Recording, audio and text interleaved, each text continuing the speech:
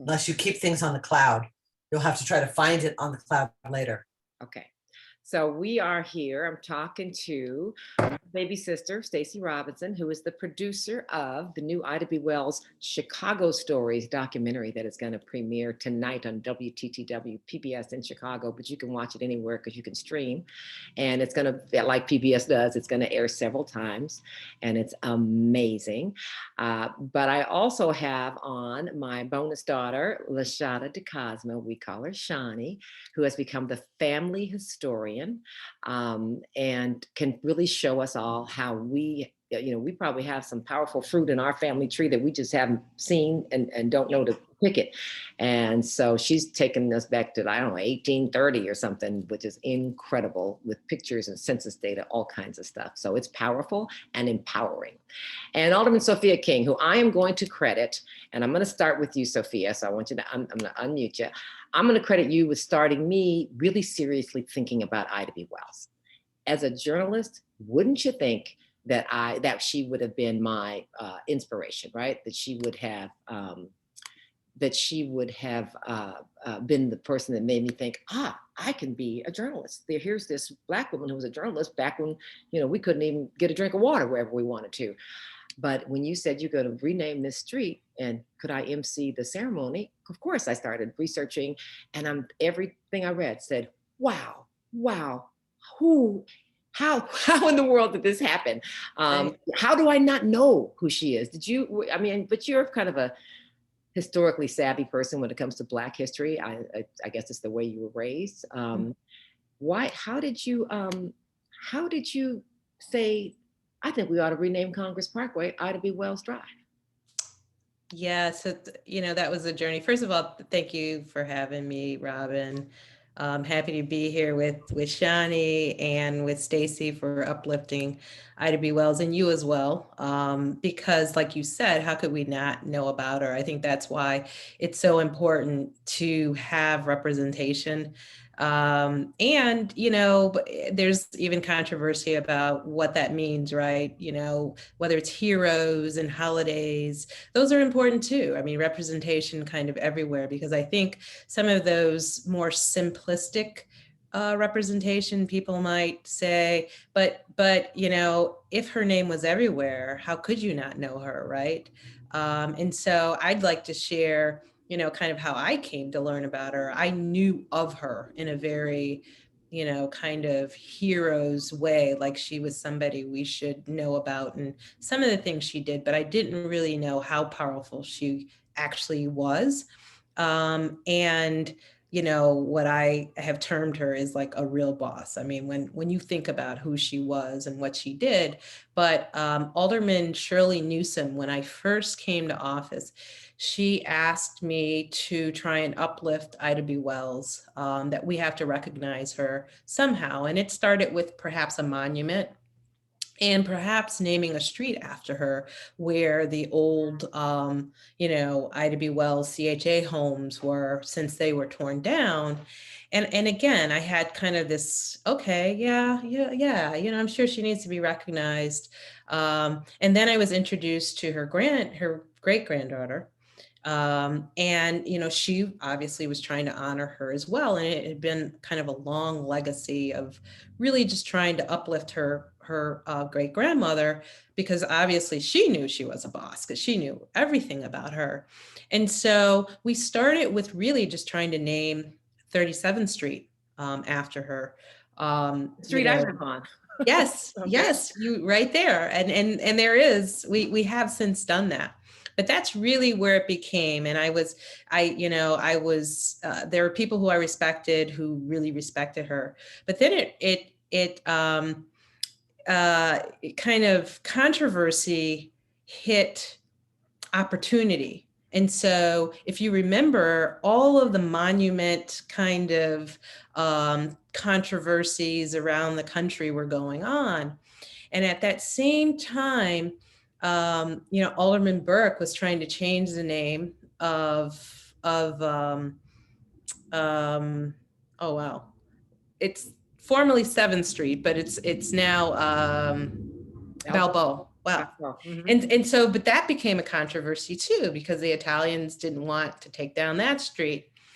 Mind you, at the same time, the League of Women Voters approached me about renaming Balboa after a woman suffragist. And at that point, a light went off, and I was like, wow, how about Ida B. Wells? Because she was a suffragist, wasn't really known for that, and marched, and refused to march in the back of the March on Washington with the women suffragists. She marched right on up with white women, and that's a whole nother layer. And so I'm like, how about Ida B. Wells? And then I said, I share that street with another alderman. Why don't you reach out to him as well? And so the League of Women Voters was then champion Ida B. Wells. That whole controversy uplifted her name so much. And there was so much controversy, right? That including from the mayor's office, there was nobody really supporting us from the administrative. What we decided to do was to take the kind of issue of the Italians versus Blacks out of the picture. And so in the background, while we were uplifting this whole idea and concept of Ida B. Wells downtown, we switched to Congress, and we strategically did all the background information on that, because we're like, then we'll take out, this controversy of Balboa and what have you. This is kind of the strategy around it. And so while they were arguing over that, we introduced another ordinance, again with Alderman Riley, because we share the old Congress, or the new Ida B. Wells. And we introduced it at the height of everybody kind of going back and forth over Ida B. Wells and Balboa, but at the same time, it was all over the paper. So her name was lifted and lifted and lifted. And so by the time they figured it out, we had switched to Congress, eliminated the whole Italian Black thing. And then it just became an issue of the street. We still had people pushing back. We had folks saying, oh no, nobody, we don't want to spend all that money changing the name. People don't want to change their address. But we had already talked to Roosevelt University, all the major universities. They were like, oh, this is education for us. We don't mind about changing our name, about doing any of that. I even had the mayor say that we needed an ordinance to change it. But anyway, after all of that, that's kind of how we switched it and elevated her name at the same time. And strategically, at that point, we had the League of Women Voters. We had all this energy behind it. And there really was no stopping it, because the naysayers didn't want to put their neck out then and say they were against this. At that point, they didn't have any more excuses. And so we held back 37th Street, and because we're like, we can do that anytime, but let's take this hero and put her downtown, really the first street named downtown after an African-American, after a woman. So let's take this opportunity and run with it. There was a lot of national media, so we, used that energy to really uplift her. And that's kind of that's the backstory. That's the backstory. So you talk about national media. You also had, like, I don't know, this foresight, because she wasn't as big at this time, but she is now probably the largest voice in race politics, history. Sure. Maybe globally. You had Nicole Hannah-Jones as the guest speaker at this street renaming. And she calls Ida B. Wells her spiritual godmother or grandmother, depending on the day and what she needs, right? And so I'm telling you, today, you probably can't book Nicole Hannah-Jones for 2 years out. She is just that huge. She is the creator of the 1619 Project, which is a podcast and a curriculum that some Republicans are threatening public schools. If they use it, they'll lose their federal funding, because it's telling the whole truth. And they say, well, we don't want people to think that we came from terrible beginnings. Just just because we did.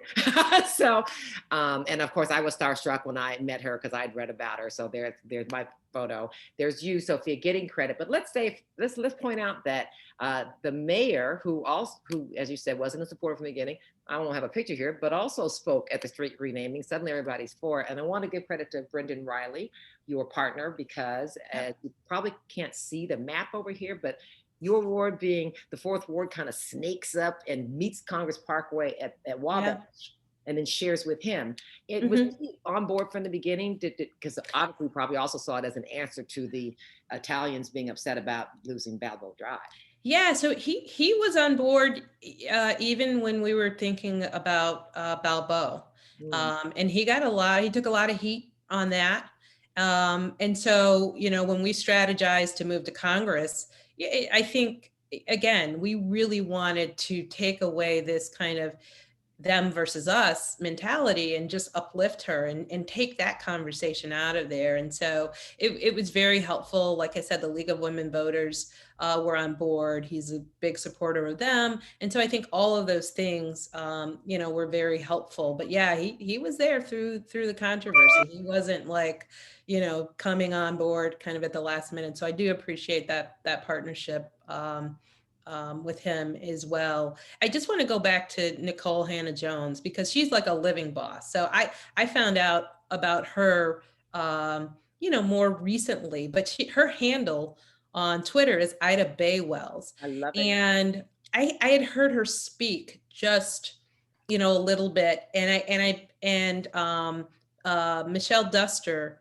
also knew her, and I know she probably knew she really you know, evoked her great grandmother. But when I say she's like a living boss, like you say, 1619, I mean, Nikole, you know, was doing, you know, Black Reckoning before any of this occurred. I've been impressed with her work, her understanding of our history, her ability to articulate it in a non-condescending way, articulate it really, meaning to get her point across. So she's really kind of a living boss, and I think deserves kind of that handle of being Ida Baywells, because when I think of who Ida B. Wells was back then, meaning, you know, in the face of controversy, really walking into very unsafe situations and platforms literally that could have gotten her killed.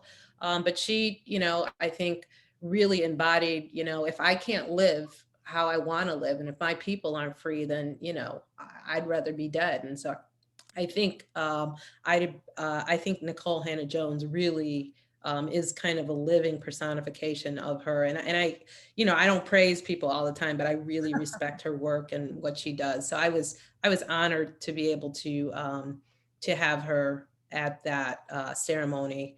And I think it was really appropriate that she spoke and as you know, did so well at that. She was amazing. So you talked about Ida B. Wells' descendants, her family, not just keeping the legacy going, but really having to resurrect it.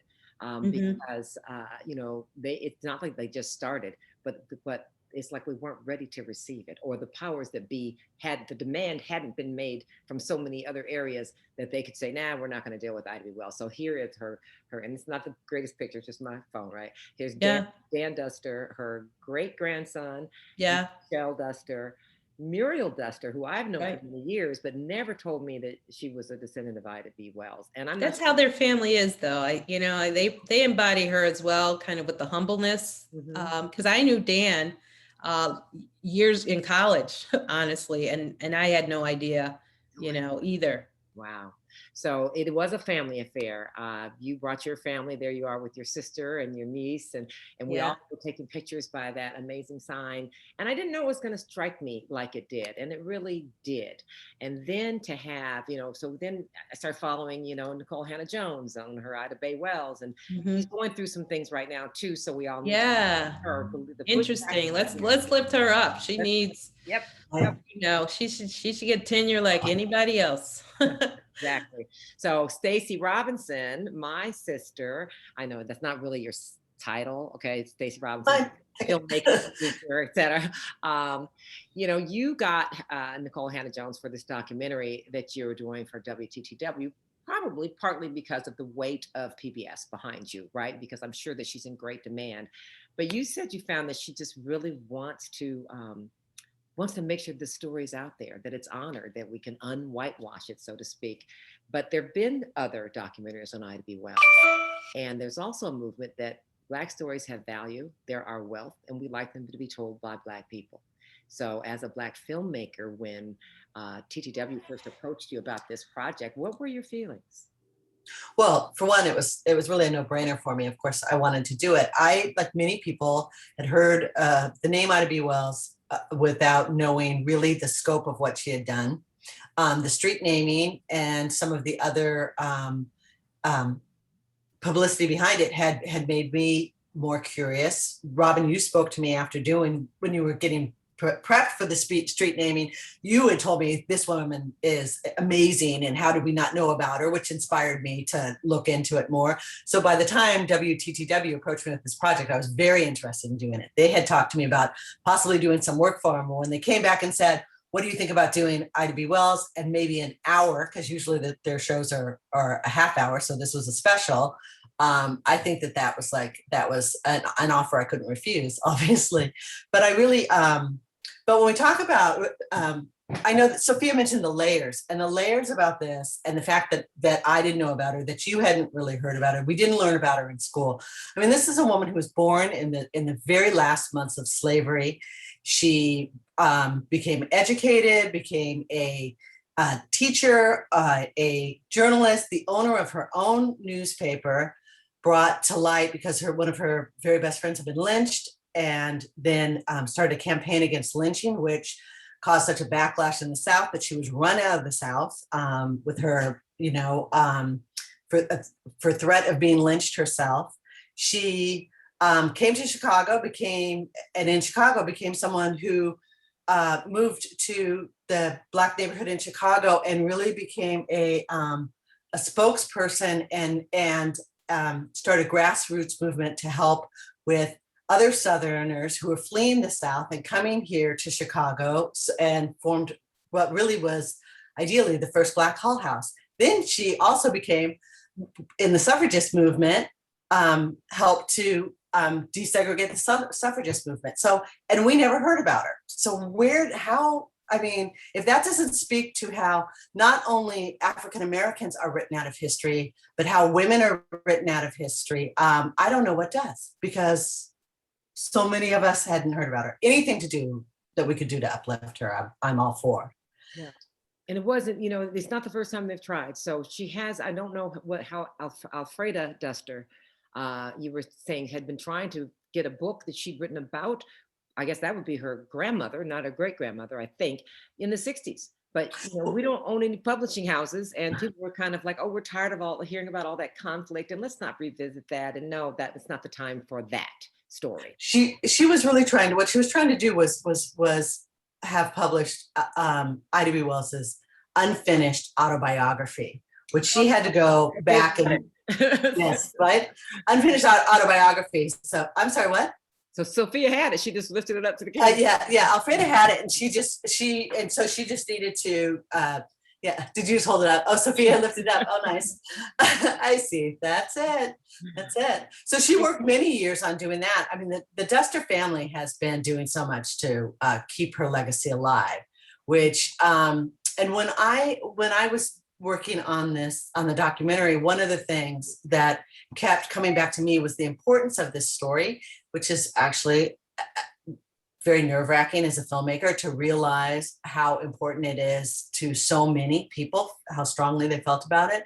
But I went to Holly Springs, which is where Ida B. Wells was born, to her family home, which is being held by a woman named Reverend Harris. And so when I was speaking with Reverend Harris, she showed me, she wanted to make sure that I realized the importance of how important it was for us to tell our stories and our own narrative. She took me through the museum and showed me photographs of a young girl who was in 8th grade who had gone back and traced her family's an African-American girl who had gone back and traced her family's roots back from the very beginning. Because the reason she did that is because I was telling her, she asked me about my family background, and I said, well, I have no idea. I know my great grandmother, and that's it. I don't know where they came from. I know that I'll never find it. There's no way I'll ever learn how to do that. And she scolded me pretty hard and said, we have to be responsible for finding out our background and preserving our own history. And we have to be the ones to tell it. There are stories out there that you have to learn. And if this girl who's in 8th grade can do it, then you can do it too.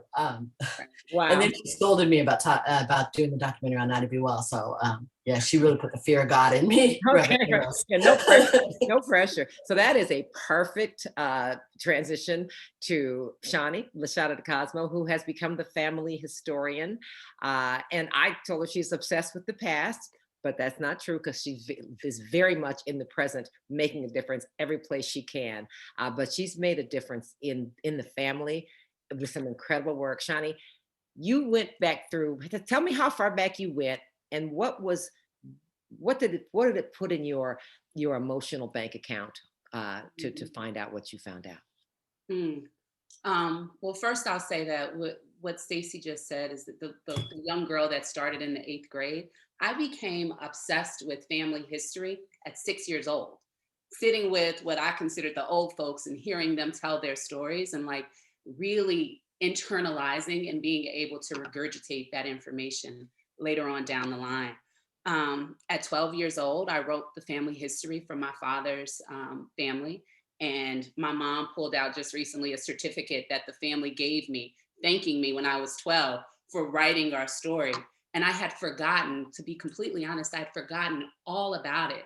But I honestly feel like when you have that in you, when you have that innate curiosity about where you come from, it's not work, it's not hard. You just need that one person in your family that can do it for you because it actually continues to grow and you can share it with everyone across the family. At 25 years old, I had my son and I started an account on ancestry.com, right? And I wrote down everything that I knew about my family. So my grandparents' names on both sides and their siblings. And the thing about Ancestry is that it starts to populate that tree for you. I let it go. I was like, okay, done, don't need to do that. And then know enough information. And then my grandmother was diagnosed with Alzheimer's and dementia. And for me, it was really one of those moments that made me reflect on when she passes, who will tell her story? When she passes, who will be able to preserve the things that my children would want to know? Her great-great-grandchildren would want to know. And so I started a project of like calling her on Sundays and really talking to her about her family and writing down all of those key nuggets of the things that she would share with me. And then she passed, right? And she passed away about a year ago. And my family and I decided that we would do a family museum. And it's macefamilymuseum.com, MACE, familymuseum.com. And during that process, I began to like develop relationships with family members that I had never even heard of. And they just started sending me all of these different pictures.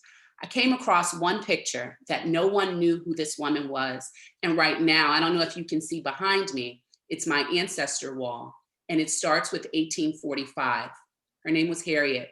She was born in 1845.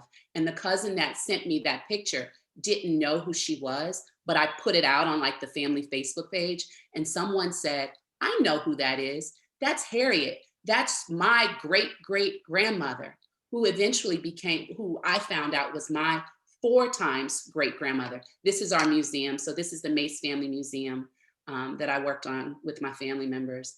And it really goes through our family history from the year of 1845. So it starts with slavery through 1930 when my grandmother was born. And if you can see across the top, there's the exhibits, there's family resources. We have our family tree. Robin, if you go to Family Resources and hit Family Tree, on that family tree, you can see where it begins. I really decided to start with my great great grandparents because it had a larger grasp, and it went back to Harriet. You'll see Harriet on the left hand side, Harriet Mosique, and she's the eldest known pictured ancestor that I have.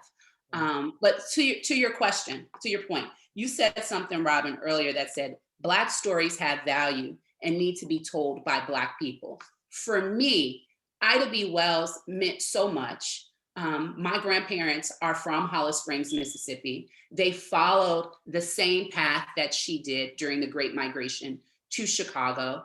And no, their stories aren't as well known as Ida B. Wells, but if we continue to do our research and find and tell our own family stories, there's something in there that will inspire others. There's something in there that will inspire our children or our grandchildren or even our friends. And so I think it's important to start right now to write down what you know and talk to your elders and fill in the gaps. Talk to neighbors, someone that may have grown up with them.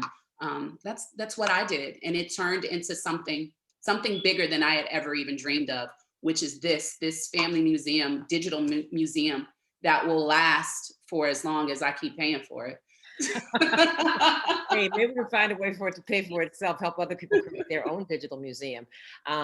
You also found out that your family, because, I think the narrative that none of us really want to, we kind of know what we don't want to think about the fact, well, you're just the descendants of the enslaved, all right, or of slaves, which I try not to use that term because my ancestors were not slaves. They were people who were enslaved. So we put the onus on the person that did the deed, not the person that was the victim of it. So, but there were more than that. You found out that you have your great grandfather was one of the first large landowners in Mississippi. Yeah, during Reconstruction. So Harriet herself, she was sold down the river. So this is a part of American history that I'd learned about, but I kind of just forgot all about. So we start with, we were taken from Africa and brought to the South, right? Well, Harriet was first in Kentucky, and then she was sold down the river on a steamboat, and she was a dancer. So she was on that boat as entertainment. And as the North and the South were trying to figure out what they were going to do, and Kentucky looked like they were gonna ban slavery, they sold all of their enslaved people, all of their property. They sold them down the river. So Harriet was sold down the river, and during that time, she was pregnant. And she was pregnant with my 3 times great grandfather, and he was raised with his enslavers and their children, and they taught him business. She made sure that he learned as much as he could possibly learn. And then during Reconstruction, he purchased his first lot of land, which was 200 acres. And it's not something that I was ever told when I was growing up, but it's definitely something that I've made sure to share with the rest of our family and with my children, because I think it instills a sense of pride. And our family has continued to hold on to that land and some in Mississippi. Wow. And I'm just going to say, Mosique, I see that. I think that should be on people's list of baby names. That is an amazing name. I hope it didn't come from her enslaver, but it doesn't seem like it did. But that's amazing. Kind of shows that, Ida B. Wells, larger than life, big in history, but our own history has stuff for us too. But circling back to getting folks to see the documentary tonight, see yourselves, and wonder what your ancestors were doing during that time period and maybe going to find out. But also knowing that if this information, which was very public at the time, was able to be kept from us through all, and we're all educated, we all went through as much school as we could stand, right? How much more is there? Right. So we're all going to be the mineral spirits. We're going to wipe off the whitewash. And I don't say whitewash as in white people whitewashed it, although they did, but it wasn't all of them. Right. So, but just understand why whitewash, what I mean is that it's been cleaned up to be more palatable, or to prevent uprising, and there could be some more nefarious motivations as well. Let's be clear that this happened at a time when white Americans were kind of tapped into a pretty brutal vein their ability to do anything in the name of profit. So I want to show a little clip from, I think I'm going to show a little clip. Let's see. I'm going to try to show a little clip. I've been having a tough time with Zoom today, but that's all right. And before I do that, we have Lisa D and Andrea Thompson on, and they joined from my just last desperate attempt to include the Facebook family in this, and I just threw the Zoom link up there. So yes, Sophia, you can leave. I know you have like the city to run, and we appreciate you. And every time I turn on what used to be Congress Parkway, because it is a major street and it's not a vanity name, it is the real name of the real street. I think about that as something you've done that is larger than yourself, and you have no idea. Yes, what it will. I hope all these little kids, Mommy, here was Ida B. Wells. Yes, that's what I want on that street. Okay, thank you. Thank you. Thank you, Thanks, guys. Sophie. All right. Shani, I'm gonna catch up with you on that website. That is awesome. Isn't that awesome? So, and that once the alderman leaves, then I can be not as politically correct and talk about how it seems like everybody wants to take credit for that. When it was over, she went on to number next priority. Meanwhile, you had folks who originally, if they didn't try to block it, certainly weren't supporting it. But suddenly they were so happy to have Ida B. Wells try. I'm gonna leave it at that. But Lisa or Andrea, do you have anything you want to ask us before I show this clip of this amazing documentary? We appreciate you being here. You're good? Okay, cool. So look at this clip, and I'm going to see. Then I'll have to figure out how to post it. May not be able to post this on Facebook. I might have to put it on YouTube, but we'll figure it out. All right, where is my? There it is.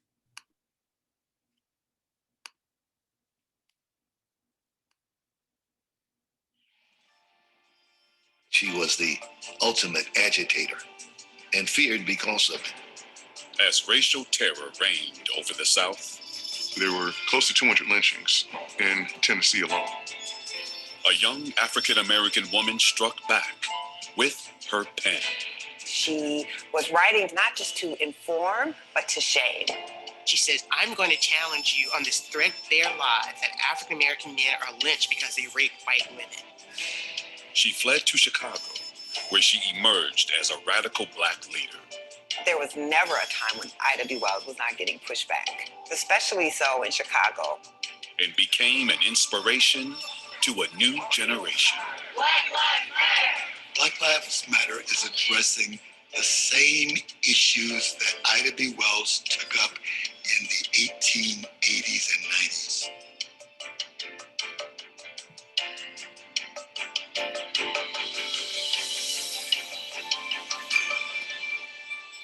All right, 8 p.m. And then we'll air a few more times. And there's also a website. I want to say WTTW has put a lot of resources around your documentary, your film, Stacy. And I'm glad to see it. And I think we want to prove to them that we appreciate it and we will watch, because as you know, even though you're PBS, your ratings still count. So spread the word, everybody. Final thoughts, Shani? Know your history. Celebrate the history of those before us, but know that within our own families, we also have a rich history, and it's time to tell our stories. Stacey Ann. Oh, I just revealed your middle name. That's okay. I agree with Shani. I think it's really important that we tell our own stories. Representation is important. We also, as you mentioned, Robin, when you ask people to tune in, we should support each other and the stories that we do here. So that means we should buy the books, we should watch the films, we should support these grassroots efforts like Shani's by however we can, because we want to tell our stories. We want to take, I think we want to take control, or at least ownership, over our history, so that it doesn't get retold in a way we don't want it to.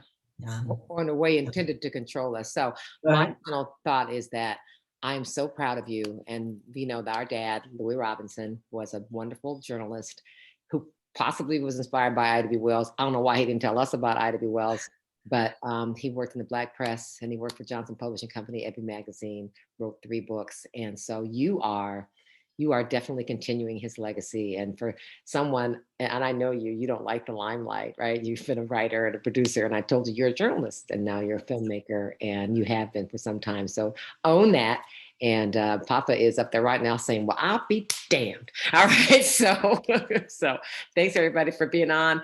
And I'll see if I can get this on Facebook. I may not. I'm going to have to go. I'm going to call your husband, who's very technologically savvy, Stacy. Maybe he can help me. Okay. All right, guys. Have a great day. Thank you so much. And thank you, Lisa and Andrea, for joining us on Thank you. short notice on Facebook. Bye-bye. Thank you.